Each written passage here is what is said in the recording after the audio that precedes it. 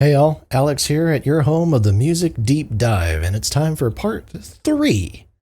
Three, count 'em. One, two, three, of my vinyl collection video. Hope you're well. Hope you enjoyed the first two parts, and if you haven't, please make sure to check them out, because we're going to be building off of those contextually as we continue into the rest of this. That may or may not be true. We'll have to see. In the last episode, I talked a lot about the Beach Boys and my pretty hefty vinyl collection, so as we go alphabetically, you can probably guess who comes next and who is going to take up a lot of this video, though not all of it, surprisingly enough. So we're just going to get right into it. This one has not water damage cover, it's actually pretty much fine. Please Please Me. This is I believe this is a 70s reissue, this one. I'm not going to talk about the Beatles all that much, just in the sense of, I think I've explained in my video about the musical works that mean a lot to me, that I really love them. It took a while, but I finally now own every single studio album that they released. After I finally went ahead and just like splurged and got like all of them at the same time, which may not have been smart, but oh well. So Please Please Me to start off. Great Kraken debut. Recorded, a lot of it recorded live at EMI Studios in a single day. Really, truth be told, I adore every Beatles album on some level. And even though this is one of the weaker ones, technically speaking, and the recording is a little bit raw, still, I mean, what's not to love? The energy is still, it's the closest you really get to capturing their live energy on something approaching good quality sound. You can talk about the Star Club tapes. I've heard the Star Club tapes. It's really cool. It sounds like dog shit. It sounds absolutely terrible. So, there's only so much value that can give you. I think it's really cool. If you listen to the Star Club tapes, there's a version of Long Tall Sally that is played, like they're clearly on speed or something like that, because they are playing it at just this absolutely insane speed. And McCartney is just going absolutely wild on the vocals. But the recording quality is so bad that in a way it actually sounds like you're listening to like a punk band or something, which makes it cooler, I suppose, in some ways. That actually makes it sound way cooler.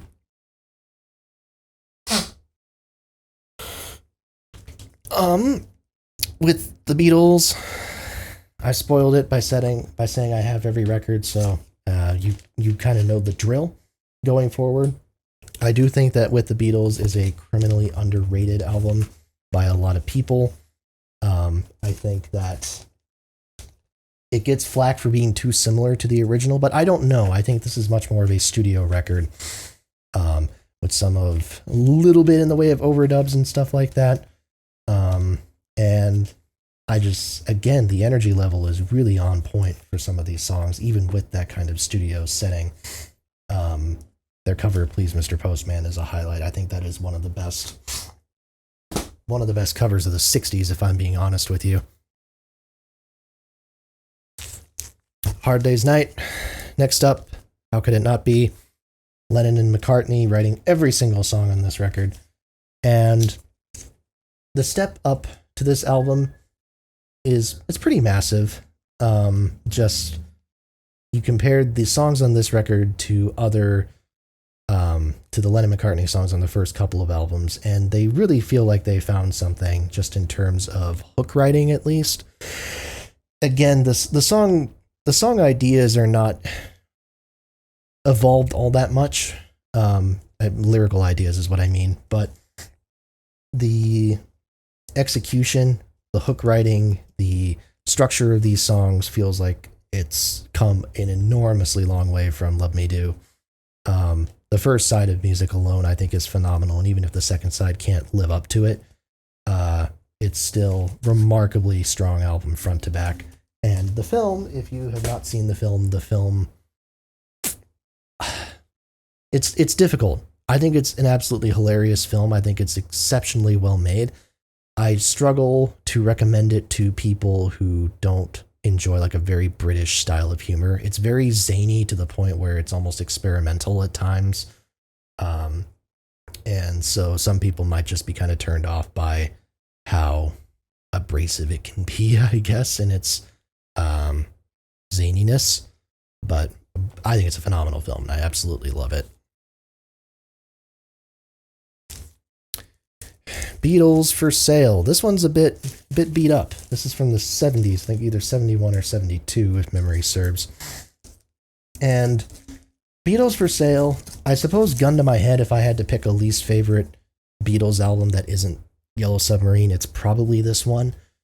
I think this one, they don't expand on the songwriting of A Hard Day's Night as much as maybe one would hope.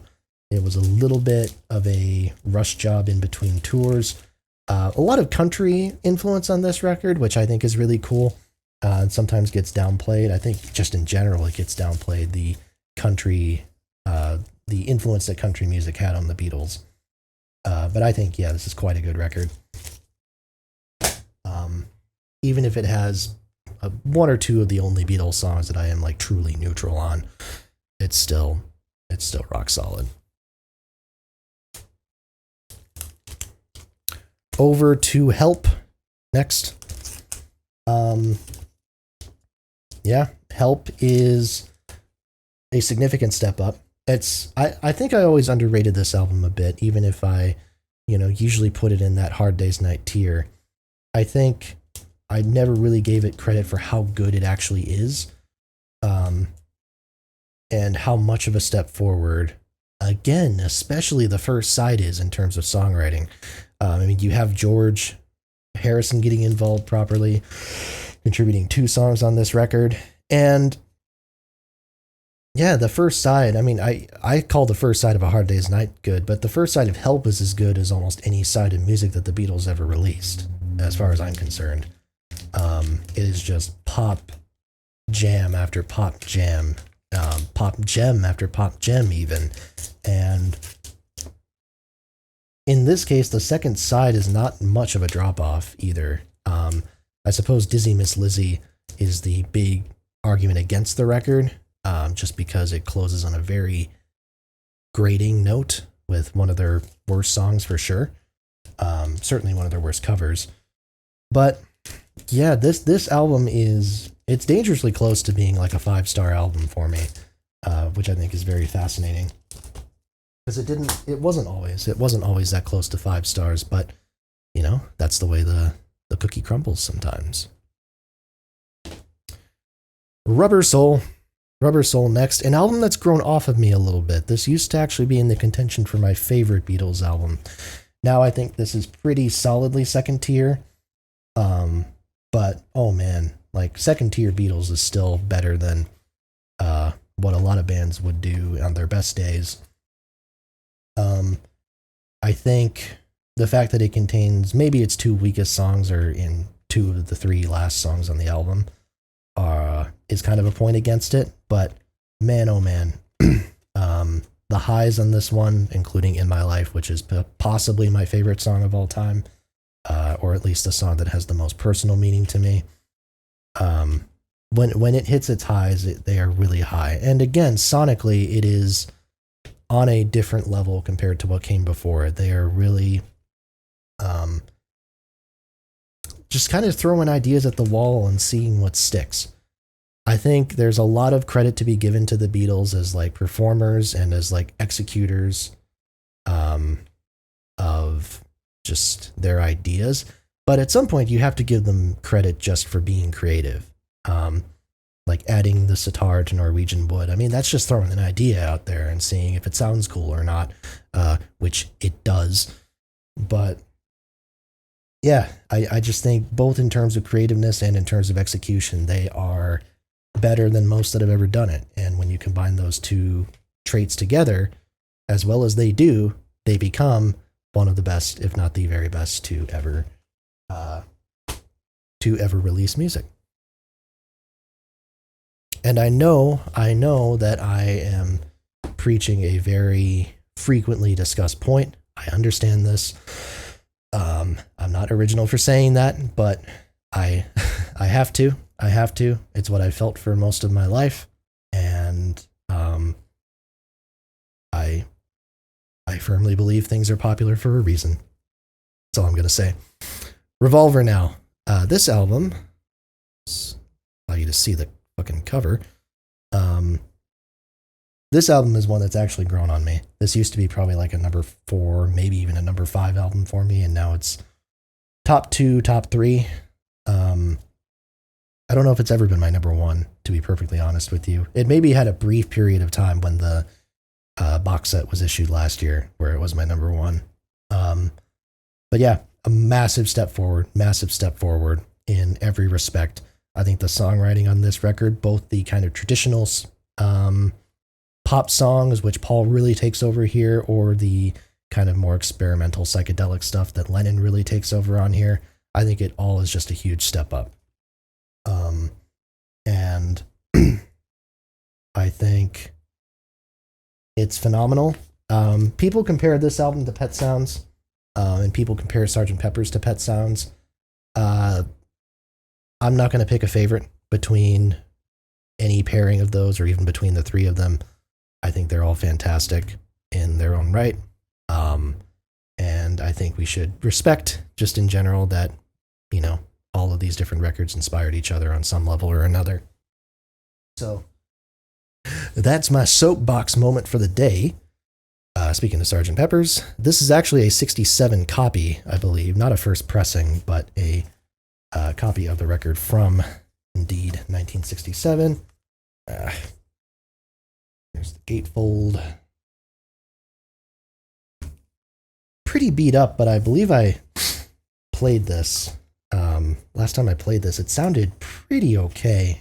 I think it maybe skipped on one song. I probably will upgrade on this, and then maybe like I'll frame this copy or something. Another album where I don't know if it's ever been my favorite Beatles album for sure, but I've definitely grown to appreciate it more, and appreciate its impact more, which is kind of funny to say because everyone talks about its impact. It's not like it's an unknown thing, but I think I was always drawn to different Beatles albums, so this one was just kind of oh yeah, people really loved it, but I prefer these other ones. And now it's like, no, actually, I see the uniqueness, the value here, and I've actually started to really connect with these songs. So I don't know. I have 2 copies of this one for some reason. Magical Mystery Tour. Yeah, it's a sort of album in the sense that half of it is an EP, and half of it is a collection of singles that they released during the course of 1967. If you want to call it a full-length album, and I say why the hell not, it is an absolutely outstanding collection of songs with a couple of bizarre ones. I mean, I don't think anyone is going to come out here and say Flying is their favorite Beatles song, but I think just in terms of kind of being a little bizarre, maybe even proto-White Album type of idea, it's pretty fun. And Blue Jay Way, I've always defended. I've loved Blue Jay Way for as long as I can remember.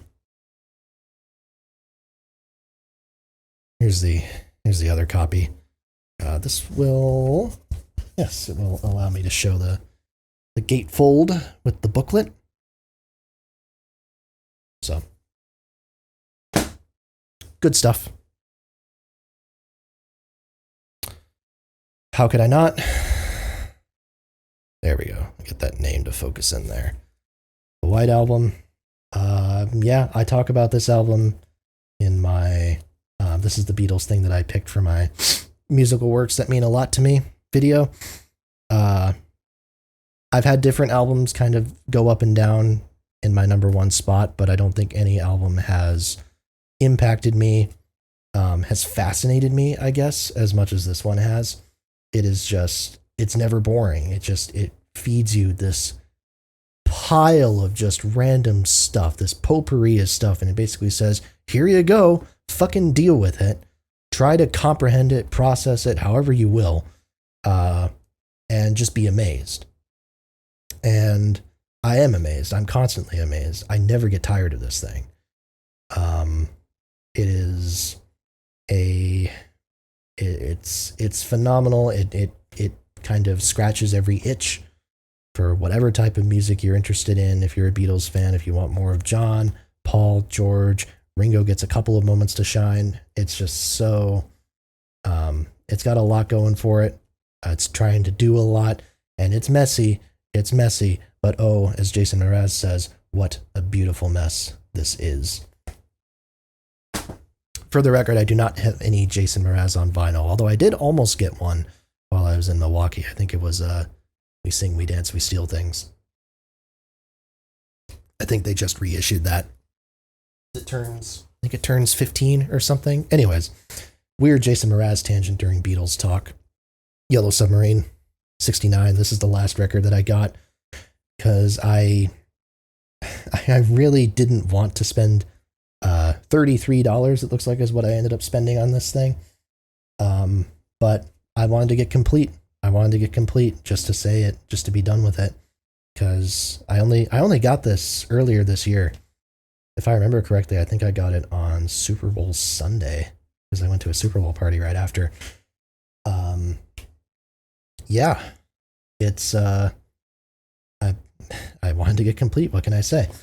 The second side is quite nice. It's nothing really to write home about. I don't think it's exceptional as far as film scores go, but you come here for the first side anyways. It doesn't really matter. And even if 2 of the songs are repeats, the other 4 are a lot of fun or really just kind of interesting George Harrison songs like It's All Too Much.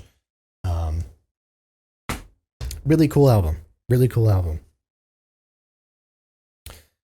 Abbey Road is an interesting bird. I have 3 copies of this. And I think at least 2 of the 3 are the same exact pressing. And the other one is like a pressing from the same year. They're all from 69. Also, I don't think I mentioned, but the Magical Mystery Tour pressings were both from 67 as well, I believe. Here's another one. The third Abbey Road copy that I have is on my wall currently. And actually, I'm glad I looked at the back cover for this one because this is one of the versions that does not have. Try to zoom in a little bit closer there. That does not have Her Majesty listed in the track listing. Off the top of my head, I cannot remember the specifics as far as like which pressings did, which pressings didn't. I believe I had pressings that have both versions though, if memory serves. But yeah, Abbey Road. That one has also been my favorite album for a lengthy time. I think as far as like general flow goes, Abbey Road is pretty much untouched as far as great rock albums go. And I think the reason why I put the White Album in front of it right now for myself is just maybe a fatigue of Abbey Road to some extent. Maybe just because I think even the White Album songs are a bit more fully formed than some of the stuff on the second side. Hard to say. But still classic. Let It Be. Rounding it off. 1970. Gatefold. This is actually not in very good condition. I don't remember if the record is in too bad of shape. The cover is warped, is water damage to hell. I think it's cool that this album has gotten a bit of a reappraisal in recent years. Because it's one that even I wrote off a little bit compared to a lot of them, but the Get Back documentary and the box set that came out, I think, really painted this kind of previously thought of as dark period of the Beatles' history in a new, more optimistic light. And now I just find myself really loving this album. It's still probably not a top half Beatles album for me, but it's really fun. It's really fun and deserves a bit more credit than it receives, I think.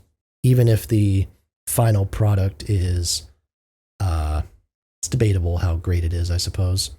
Or how true to the Beatles' vision it was.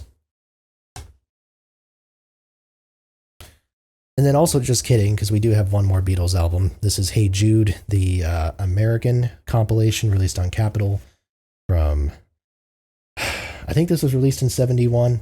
This was definitely released after they broke up. That photo from the last photo session that they did in August of 69. It's kind of a strange compilation, like a really strange compilation. It contains the Hey Jude single, the Ballad of John and Yoko single, the Paperback Writer single, Don't Let Me Down, Lady Madonna, Can't Buy Me Love, and I Should Have Known Better. A bunch of, I think there was a rhyme or reason for it, which I cannot remember off the top of my head. But yeah, very odd compilation album. But it sold very well because obviously the Beatles were still one of the biggest things in pop media news, pop culture news at that point. So I found a copy of that for pretty cheap. But that's all my Beatles stuff. I'm going to actually transition into talking about one other British band that starts with a B, as you can probably guess. We're going to be discussing the Bee Gees. I'm definitely not complete on the Bee Gees, but we're starting with Bee Gees first here. It's an interesting debut album. I think a little bit precocious, a little bit twee. Not one that I go back to compared to even some of their other 60s stuff. But the best tracks on here are Undeniable, Holiday, New York Mining Disaster 1941, To Love Somebody. I think the really interesting one is that early Mellotron track, Every Christian Lion-Hearted Man Will Show You. Very interesting. Very, very interesting album. Some people would say it's their best. I have heard some people make that claim. I would not agree, but we'll get to that. I do not own Horizontal on vinyl, but I do have Idea from 68, I believe. Idea that's a terrific song, terrific album. One that, like, you look at like rating websites and like reviews, and people are a little bit down on it compared to what's released around it. And I have zero understanding of it. I think this is a fun album that has it's maybe their least psychedelic album of the 60s, and maybe that's what people don't like about it, but I think there's some phenomenal stuff that kind of hints at where they would go later on with their more kind of Baroque pop, soft pop sounds. But yeah, I think stuff like Kitty Can, In the Summer of His Years, Down to Earth, obviously the singles, I've Got to Get a Message to You, and I started a Joke. Kilburn Towers is cool. I love Such a Shame. I believe that was only released on the British version of it, if memory serves. But Such a Shame is a really great song too. Kind of a country rocker. Odessa, this is the big one from the 60s that a lot of people say is their best. It would be hard for me to disagree. You can see, actually, still have the receipt from when I got it. At Garda Records, baby. Down in St. Paul. Go visit it if you're in the area.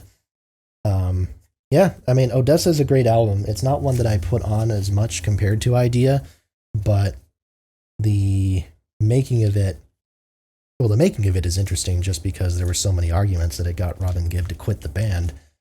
But yeah, the end product that we get, not really a conceptual album like I think what they were trying to target, but really strong stuff, really great songwriting. And it's close to being their best. It's probably top 3, 4 for me.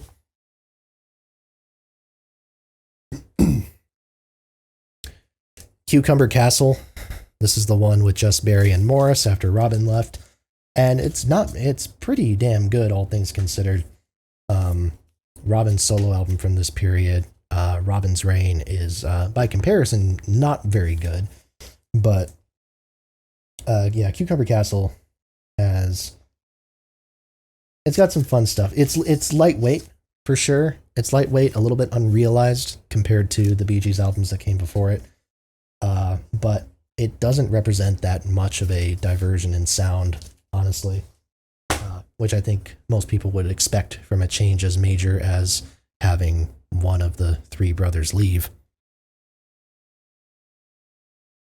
An album that I don't really have much time for, Life in a Tin Can from 73? Yeah, 73. Gatefold here that you can look at. It's not my least favorite Bee Gees album, but it's close. I don't really care. It's pretty generic country rock. That's again kind of like what I was talking about with the Beatles and Beatles for Sale. The country influence on the Bee Gees gets really underplayed a lot. And we need to revisit that, I think, and kind of, when you listen to a lot of these albums, even going into some of like their mid-70s stuff, like you can hear it. You can really hear it. And it's really cool. It's really cool that they have it inform their sound so much. I just think that Life in a Tin Can, while being maybe the most obviously country rock out of any of their records, also does the least amount of interesting things with that sound. Mr. Natural, the follow-up from 1974. This is the first album with Arif Mardin on the production, and you really hear a sound. They're really embracing that soft pop idea here, and a lot of great songs on here. There's just, I think they perfect this sound on the following album, which we'll get to, but stuff like Charade, Charade as they pronounce it, the title track, Had a Lot of Love Last Night, Throw a Penny, a lot of fun. It's not quite proto-disco. Again, I wouldn't say very much of that album is disco at all, but again, very enjoyable, light, soft pop that you could probably hear like the Carpenters doing, with a little bit more energy, a little bit more grit at times, mostly thanks to Barry. Main Course. This is what I think is the best Bee Gees album. It's the best combination of their disco era, which I personally love, and kind of some of their earlier sounds, the soft pop ideas, and the country rock stuff. Country Lanes being the obvious one, but Come On Over as well, I think, is another one. Yeah, it's just a fantastic mid-70s just pop album. I adore it. And I love just about every song on it. Bee Gees Gold, Volume 1, compilation album. That contains, is it entirely 60s stuff? No, not entirely. You have stuff like Run to Me and Lonely Days on here. But pretty good compilation of their early stuff that was coming out as their disco singles were becoming bigger and bigger. So a good reminder that, hey, they released great stuff before then as well. Nearing the end here, Children of the World from 1976. I actually think this is not a major step down from Main Course, but a very noticeable one. I think the songwriting on here is not nearly as good. I think it sounds great though, and there's a lot of fun from the opening track, which is You Should Be Dancing, obviously. I think there is a definite groove to this album that Main Course doesn't have quite as much, and it really settles into that groove. I just think the songwriting maybe suffers a little bit in comparison, but very, very strong. Quite strong overall. Then, rounding down here, Spirits Having Flown from 1979. Depending on who you ask, this either is the album where they lost the plot or the album where they kind of perfected their disco sound. To me, it is where they perfected the disco sound, even if it's not my favorite Bee Gees album. Still, again, probably top 3, top 4. I just think the songwriting on here is way, way better than Children of the World. Even if the falsetto vocals, which are mostly Barry Gibb on here, Robin and Morris aren't really on this album all that much. Even if the vocals get a little bit grating, the energy of the tracks, the brass playing by members of Chicago, really carry this album. Really carry it. And again, I think the pop songwriting in the background is really sharp. Like, can we talk more about the Bee Gees as being some of the best pop songwriters of their era? The Brothers Gibb overall. I think we need to acknowledge that a little bit more. Maybe give that a little bit more leeway than kind of the worship of some of their psychedelic stuff, which I think we want to do sometimes because it's considered more serious or whatever. Living Eyes from 1981.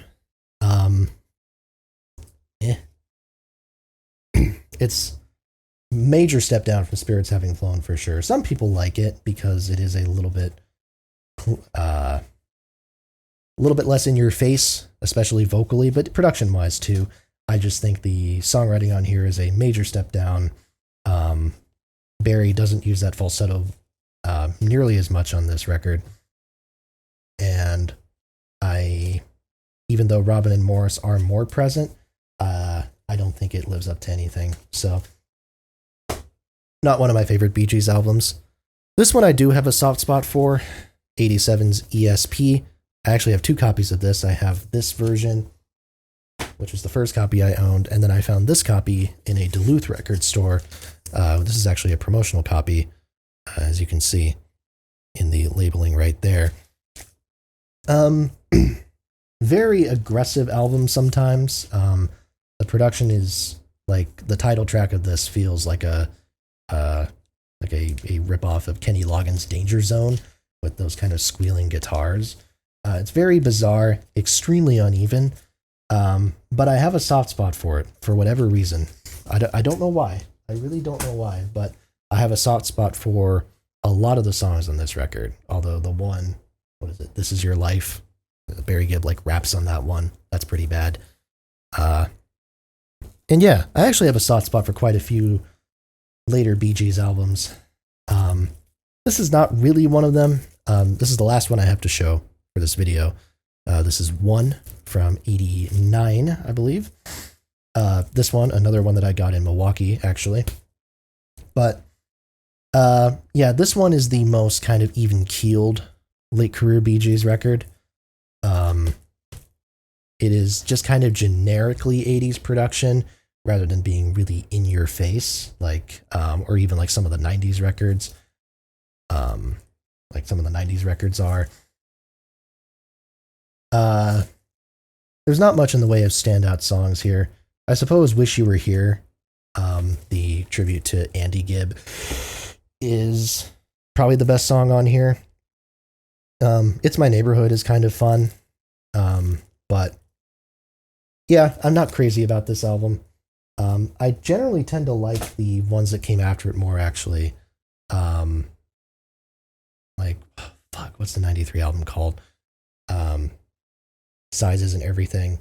Or even Still Waters, the David Foster album from 97. I think I prefer both of those albums to that one.